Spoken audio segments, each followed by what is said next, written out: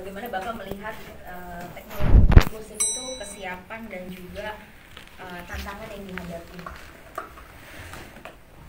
Nah, ini kalau teknologi inklusif ini berbagai macam, kita harus melihat ya sudut pandangnya. Nanti kalau mengenai teknologi, kemudian mengenai bagaimana diterapkan dalam kehidupan sehari-hari, mungkin teman-teman yang dari Meta dan dari Wir akan bisa bercerita. Tapi tadi kan sempat ditanyakan gadgetnya gimana nih, kebutuhannya, requirementnya bagaimana. Tapi sebelum sampai ke gadget, sebenarnya infrastrukturnya nyampe nggak ke seluruh masyarakat Indonesia? Itu aja menjadi suatu challenge yang sangat-sangat luar biasa. Nah, kami dari Kementerian Kominfo juga melakukan terobosan-terobosan akselerasi mempercepat bagaimana connectivity itu bisa menjangkau seluruh masyarakat Indonesia. Nobody left behind. Ya. Nah, oleh karena itu berbagai upaya dari pemerintah, misalkan kami di Kementerian Kominfo ada yang namanya Bakti, ya, BLU. Nah, di situ adalah bagaimana membangun BTS ya, tapi BTS-nya bukan grup musik ya, mohon maaf ya, Base Transceiver Station yang ada untuk menerima handset, sinyal-sinyal untuk ke handset, begitu ya. Tapi tidak hanya di kota besar, karena penduduk Indonesia ada yang tinggal hidup di daerah 3T. Nah, itu pun harus kami serve. Operator jelas tidak akan masuk ke area tersebut karena tidak ada profitnya. Operational cost-nya aja mungkin nggak nutup. Nah, kami dari pemerintah harus hadir di tempat-tempat yang sulit tersebut. Tapi tetap, ada yang tahu nggak berapa jumlah desa di Indonesia? 83.000 something, hampir 84.000 kalau nggak salah. Nanti tolong dicek. Tapi yang sudah memiliki BTS sekitar 72.000. Jadi masih ada 12.000 desa yang belum terjangkau. Dan itu benar-benar lagi kami kejar. Tapi itu butuh anggaran yang tidak sedikit. Nah, salah satu solusi ke depannya adalah kami juga menyiapkan satelit Satria, satelit Republik Indonesia, yang akan dengan adanya satelit ini maka setiap titik di seluruh pelosok Indonesia, di gunung, lautan, pedalaman, hutan, segala macam, sejauh mereka bisa mendapatkan clear sky, gitu, kita bisa memasang konektif, jadi ada transceiver receivernya untuk mendapat internet akses dari satelit, gitu.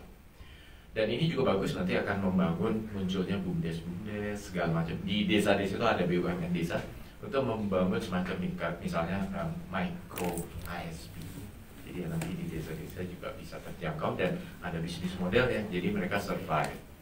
Bapak Ibu sekalian, rekan-rekan media, challenge-nya tidak hanya infrastruktur, nanti ada kembali human resources. Itu penting sekali untuk mengajarkan kepada masyarakat bagaimana memanfaatkannya. Tidak kalah penting karena internet bisa seperti pisau bermata dua, jadi kita harus memberikan informasi efek negatif yang bisa ditimbulkan dan harus dihindari.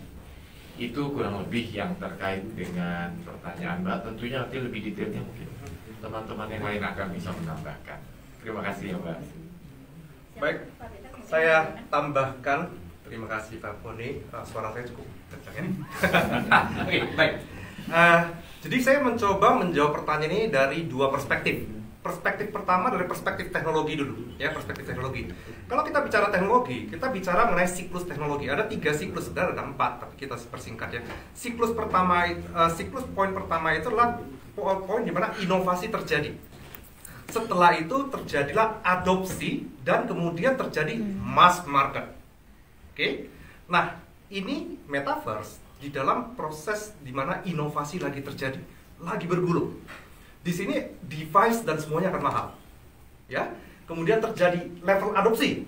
Level adopsi mulai teknologi mulai mature di mana para pabrikasi akan mulai masuk, oke, this is where we are going to invest. Dan terjadilah proses ketiga, di sisi mana harganya dibawa turun sehingga affordability terjadi. Paham ya? Oke, so itu adalah perspektif pertama. Yang kedua, kalau kita bicara dari sisi tantangan ada 2 hal. Pertama kita bicara infrastruktur by itself, dan yang kedua itu adalah dari sisi penggunaannya, digital literasi, itu yang paling penting. punya infrastruktur nggak bisa dipakai, percuma. Ya, kalau kita bicara dari gadget, ada beberapa hal, tapi kalau kita bicara dari gadget, bukankah kita tadi baru mencoba menikmati sentuhan pertama metaverse melalui handphone? Betul ya? Oh, jadi ternyata sentuhan pertama metaverse bisa dilihat dari handphone. Yes, dan kalau kita lihat dari sini, sebenarnya isinya apa sih? Isinya adalah kemampuan processing, ada baterai, ada lensa. Kalau misal saya pindahkan ke sini, apa yang terjadi? See point?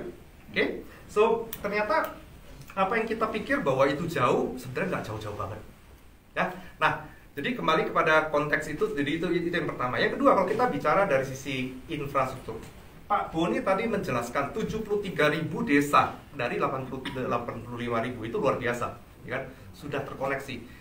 Pak Boni berbicara mengenai distribusinya, distribusi, tapi ujung-ujungnya juga selain distribusi, penting sekali mempunyai kanal yang besar, ya kan? Jalan tolnya mesti besar. Oleh karena itu kita kerja bareng dengan Kominfo, partner regional, lokal, relin dan segalanya. Kita membangun 2 kabel bawah laut, Bifrost Eco. Kalau itu terjadi, 70% internet Indonesia kapasitasnya naik, sehingga bisa didistribusikan. Ya, nah itu infrastrukturnya. Tapi kembali lagi, ada hal tersebut tapi tidak dipakai jika tidak ada digital literasi, di manalah pentingnya kita menjalankan program-program literasi digital. Baik apakah itu membangun, berproduksi, apakah mengkonsumsi, maupun menjadi perniagaan. Dan the good news adalah kita di Indonesia mempunyai 5-10 tahun untuk membangun hal tersebut. Jadi teman-teman, mohon kita bangun bersama.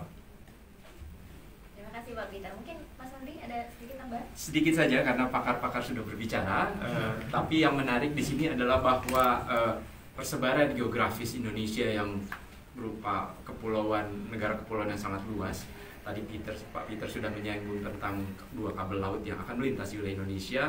Salah satu yang akan diperkuat atau dapat terdampak secara positif adalah penguatan akses internet di wilayah Indonesia Tengah dan Indonesia Timur.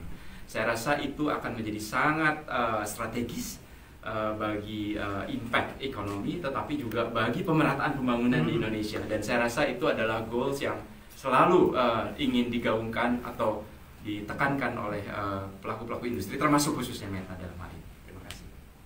Terima kasih. Mas Gupta, ada mau menambahkan? Dari sama kayak Pak Peter, saya udah agak Suaranya kenceng ya? Jadi sebenarnya kalau bicara tentang tadi using my term symmetrical access ini adalah peran semua pihak kan. Saya boleh bilang we are very lucky to have Meta sebenarnya yang sudah proven membangun sebuah teknologi sosial yang simetris. Sekarang siapa sih nggak punya Facebook dan nggak punya Instagram gitu kan ya? Ya mungkin ada beberapa teman very very small cluster of people. So namun bagaimana kita bisa ABCGM Pak using Kemenpar term akademisi, bisnis, komunitas, government dan media itu berkolaborasi dan mengambil accountability dan responsibility itu juga menjadi penting. Di kami pun kami juga sadar bahwa ada peran dari WIR yang bisa kami kontribusikan untuk membangun akses tersebut. Di mana kami juga bisa kami sudah membangun O2O ekosistemnya. Kami sudah mendeploy ribuan mesin, IT machine di berbagai retail dalam rangka menyediakan atau mengambil accountability akses itu dalam porsinya WIR. Again, itu nggak sebanding dengan apa yang dilakukan oleh Meta, membangun kabel dan segala macam. Tapi again, secara fundamental, sukses itu yang harus dimiliki oleh ABCGM sebenarnya. Gitu. Terima kasih Mas Gupta. Mbak Tita, mungkin mau menambahkan dari sisi akademisi? Ya mungkin menambahkan sedikit saja karena tadi Bapak-Bapak sudah sangat elaboratif menjelaskannya. Mbak Dea, kalau dari pengamatan CFDS mungkin juga sudah kalau dari CFDS kami melihatnya teknologi pun inovasi itu nanti akan ada seleksi alamnya sendiri ya Mbak Dea.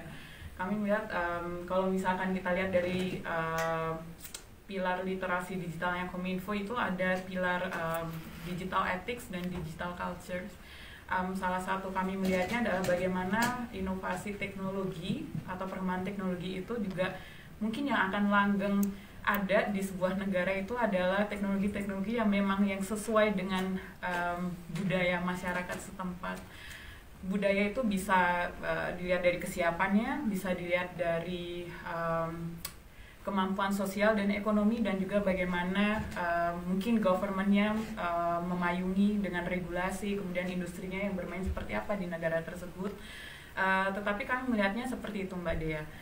Senang sekali tadi mendengarkan komitmen teman-teman industri dan juga pemerintah untuk terus ya memfasilitasi inovasi dan perkembangan teknologi digital yang ada supaya masyarakat Indonesia itu lebih berdaya. Tetapi selain itu kami juga melihat ada juga beberapa inovasi digital yang memang tidak bisa masuk mungkin di Indonesia, atau kayaknya kurang pas nih kalau diadopsi oleh masyarakat Indonesia, makanya dengan sendirinya itu kayaknya akan tereliminasi dari seleksi alam itu, Mbak Dea. Nah, kami melihatnya seperti itu sih. Kami dan juga teman-teman media di sini yang bisa kita lakukan adalah mendorong dan memfasilitasi, tetapi pada akhirnya alam inilah nanti yang juga menyeleksi kesiapan masyarakatnya juga yang akan menyeleksi. Begitu sih Mbak Sharon dan Mbak Dea. Terima kasih. Terima kasih banyak Mbak Dita. Iya.